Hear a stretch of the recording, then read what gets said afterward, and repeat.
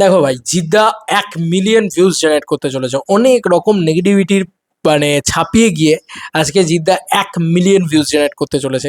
আমি জানি না এটা কিভাবে সম্ভব হয়ে গেল। মানে সিরিয়াসলি যখন প্রথম দিন থেকে যেভাবে উঠছিল ছবিটা, আর Jeet film works, Nandy movies ওরা তো লেগে পড়ে রয়েছে এরকম ধরনের মোশন পোস্টার, সরি শুধু পোস্টার ড্রপ করার জন্য। রেগুলার বেসে প্রায় 2-3টে করে মানে পোস্টার্স ড্রপ করছে। ভাই কিছু কন্টেন্ট আছে এই ছবিটার ভিতরে, প্রচুর কন্টেন্ট রয়েছে, আর জিনিসপত্রগুলো পর পর পর পর পোস্ট হয়ে যাচ্ছে। আনন্দ লাগছে দেখে, খারাপ লাগছে না দেখে, মিথ্যা কথা কেন বলবো। কিন্তু আজকে যেটা সব থেকে বড় আনন্দের বিষয় সেটা হচ্ছে জিদ্দার কেউ বলে বিপ্লবী কেউ বলে ডাকাতের প্রথম গান is a blockbuster song.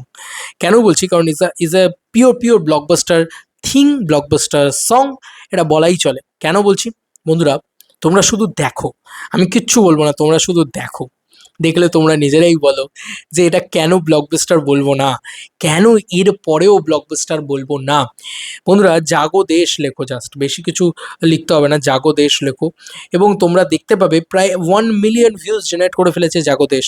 Yes বন্ধুরা, তোমরা দেখো, জাস্ট অ্যাড ইত্যাদি আসছে।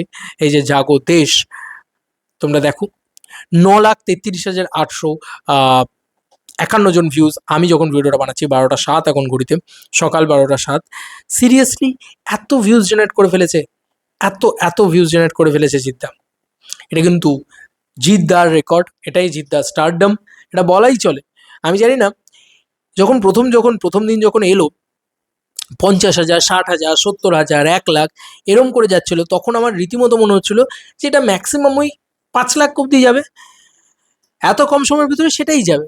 বাট এতটা পাম্প আপ করেছে, এটা একটা বড় বিষয়। 6 দিনের ভিতরে, 6 দিনের ভিতরে এতটা পাম্প আপ করেছে, হিউজলি পাম্প আপ করেছে। এবং এই যে অ্যাড রান করা বা বুস্ট করা, এটা অনেকেই বলতে পারে, বাট ওই মানে আমাদের কাছে কিছু অ্যাড ব্লকার বা ইত্যাদি এসব দিয়ে আমরা দেখতে পেতে পারি বা করতে পারি। কিন্তু আমি কিন্তু নর্মালি ইউটিউব খুলে কিন্তু স্ক্রোল করতে করতে কখনো অন্য কোনো ভিডিওর সেকশানে আমি কিন্তু অ্যাড রান হতে দেখিনি।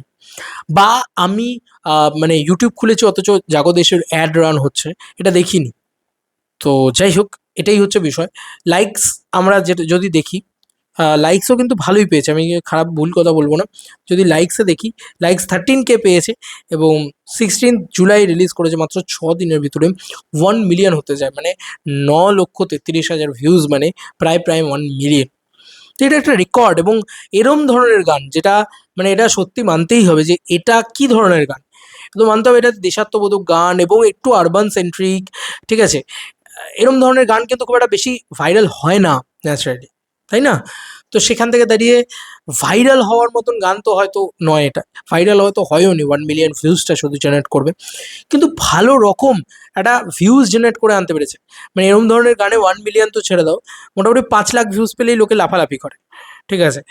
এটা কিশোরীর মতন গান নয়, বা এটা উম, জিদ্দার আওয়ারার মতন গান নয়, এটা চেঙ্গিস বা রাবণে যে গান ছিল সেই গানের মতন গান নয়, তাই না? তো এটাই হচ্ছে বিষয়। দেখা যাক এবার শুধু এই গানটাই যদি এত ভালো ভিউজ জেনারেট করতে পারে, তাহলে ভাবো যে আইটেম সংটা যখন আসবে তখন কি লেভেলে ভিউজ জেনারেট করতে পারবে। আমার তো তাই মনে হয়। তোমাদের আর কি মতামত এন্টার ভিডিওটাকে নিয়ে জানিও কমেন্ট সেকশনে। জিদ্দা জাস্ট রেকর্ড ক্রিয়েট করে দিয়েছে, বা তোমাদের আর কি মতামত জানিও। Bye bye.